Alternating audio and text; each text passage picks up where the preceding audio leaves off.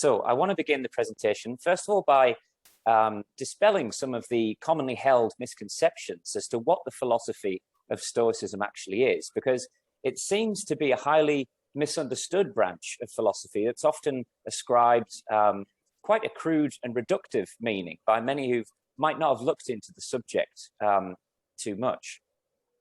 The most obvious misconception is the meaning of the term Stoic generally. Today, it has come to be regarded as being unemotional and repressing one's feelings, or simply maintaining a stiff upper lip in the face of adversity. And this is somewhat a reductive, maybe overly simplistic description that can at times bear a negative connotation, perhaps in the sense that Stoicism is regarded as being detached to the point of inhumaneness. But as we'll see, it's more the latter part of the definition that you can see on your screen that more accurately serves as an indication of what Stoicism is truly about. So the idea that Stoicism is a dispassionate, uncaring, or unsympathetic doctrine, which espouses a self-interested set of principles, is a false misconception for the following reasons. Like many other branches of ancient Greek philosophy, Stoicism assumed the same purpose, which was to live a life that brought about the state of eudaimonia, or happiness. The Stoics believed that one key aspect in striving to achieve eudaimonia was an approach that comprised of rational self-love and an attitude of friendship and affection towards others.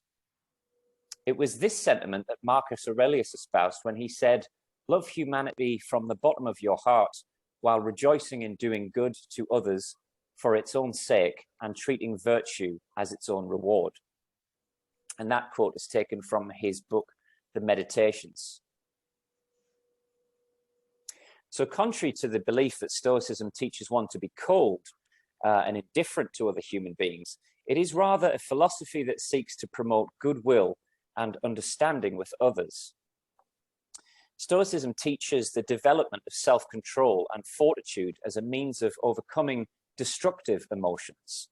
The philosophy holds that becoming a clear and unbiased thinker allows one to understand the universal reason, or what the Greeks called logos. Now, this image that you can see on your screen illustrates the Stoic aim towards achieving eudaimonia in simple terms. So basically, in addition to taking responsibility for yourself and your own actions and focusing on what you have control over, the Stoics emphasized the notion of what they called living with arete. And I hope I'm pronouncing that right, but I might have got that wrong.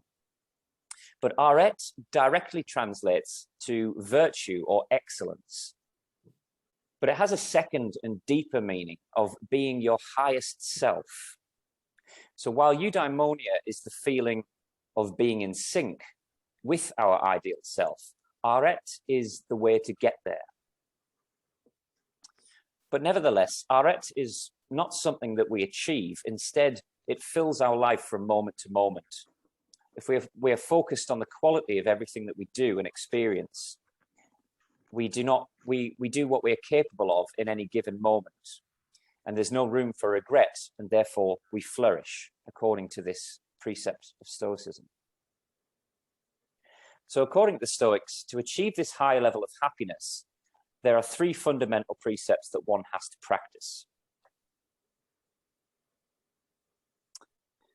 But if Stoicism does promote indifference of any kind, it is towards your own emotions, and particularly those emotions that don't serve an individual in any positive or pragmatic way.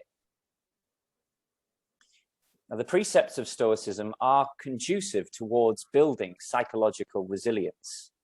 Essentially, the aim is to remain guided by reason at all times, as opposed to your emotions and desires, particularly when you experience the inevitable hardships that life can inflict on each one of us.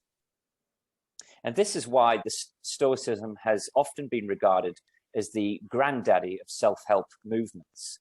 And as we'll see through the course of this session, the ideas of Stoicism have been heavily incorporated into modern psychology, like I said before.